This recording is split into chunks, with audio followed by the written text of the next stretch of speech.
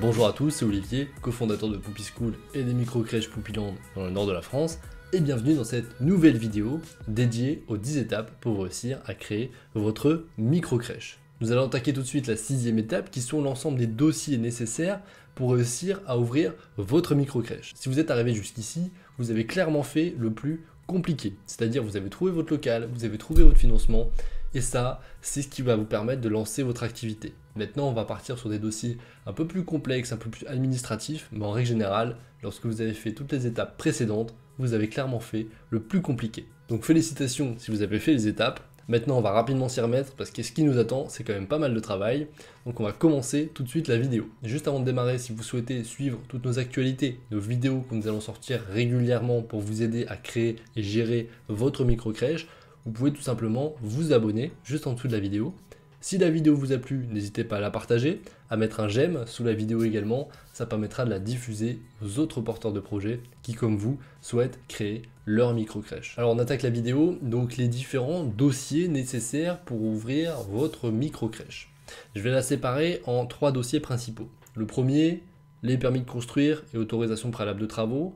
Deuxième, dossier ERP, accessibilité, sécurité. Troisième, le dossier PMI. Première étape, le premier dossier, une fois que vous avez votre local et obtenu le financement, ça peut même être fait en amont du financement pour gagner du temps, c'est bien sûr de créer et de faire votre autorisation préalable de travaux ou permis de construire, si bien sûr c'est nécessaire. On va faire une autorisation préalable de travaux, par exemple si on fait uniquement un changement de destination d'un bien. Typique, vous avez acheté une maison et vous ne rajoutez aucune fenêtre, aucune ouverture. Par contre, bien sûr, il faut la transformer en local commercial. Il faudra faire une autorisation préalable de travaux. Si vous faites uniquement une seule ouverture dans la maison ou une seule ouverture dans le local commercial, il faudra également une autorisation préalable de travaux.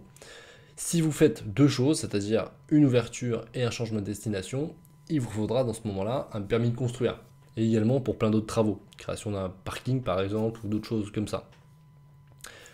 Moi ce que je vous conseille, c'est tout simplement de vous renseigner auprès de l'urbanisme de votre ville, du service urbanisme de la mairie de votre ville, pour savoir concrètement ce que vous devez faire comme dossier lié aux travaux que vous allez faire, lié au plan que vous aviez créé dans les étapes précédentes.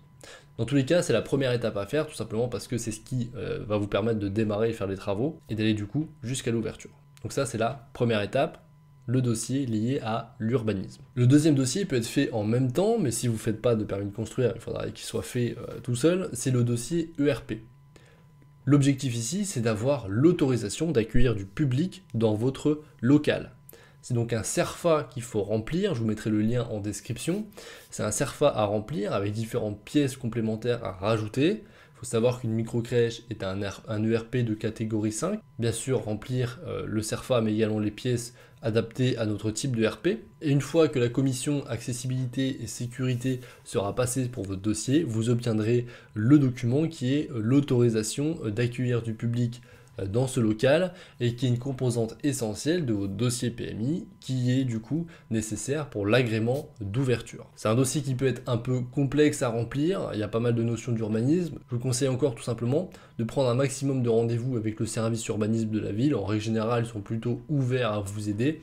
Donc n'hésitez pas à vous faire accompagner là-dessus ou au travers du programme d'accompagnement de Poupy School, vous pourrez également avoir pas mal de conseils. Mais dans tous les cas, je vous conseille de vous faire accompagner et de ne pas le faire directement et l'envoyer directement, tout simplement parce que vous risquez de perdre beaucoup de temps entre les différents délais et avoir des retours négatifs, etc. Bref, quand c'est le prix des loyers au démarrage, c'est assez compliqué, donc il vaut mieux éviter de se tromper pour ne pas perdre de temps. Si vous faites appel à un architecte, par exemple parce que vous faites un local de plus de 150 mètres carrés, ou tout simplement parce que vous avez décidé de vous faire accompagner par un spécialiste au niveau urbanisme et aménagement, vous allez le faire en même temps que le permis de construire, donc l'architecte va s'en occuper tout simplement. La troisième étape, et bien sûr la plus importante, c'est le dossier PMI. Alors tout d'abord, de quoi est composé le dossier PMI ? Le dossier PMI est composé déjà du projet d'établissement. Le projet d'établissement est lui-même composé du projet éducatif, pédagogique et social. Il y a bien sûr également l'étude de besoins complète. Il y a le règlement de fonctionnement, il y a le plan prévisionnel de votre structure, l'organigramme prévisionnel également, les statuts de votre société, l'autorisation d'ouverture au public, donc justement liée au dossier ERP, Et vous devez également fournir la copie de la déclaration à la direction départementale de la protection des familles pour vous permettre de mettre en place la restauration, donc la partie alimentaire pour les enfants dans votre structure. Je reviens rapidement sur quelques documents. Le premier, ça va être le projet d'établissement. Je vous ai dit, il est composé projet PEDA, projet social, projet éducatif. Le projet social répond à la question pour qui ?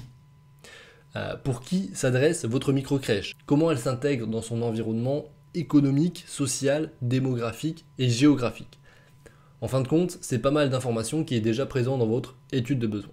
Le projet éducatif correspond au pourquoi. L'idée ici, c'est de définir les mesures que vous allez prendre pour gérer l'accueil, les soins, le développement et le bien-être des enfants.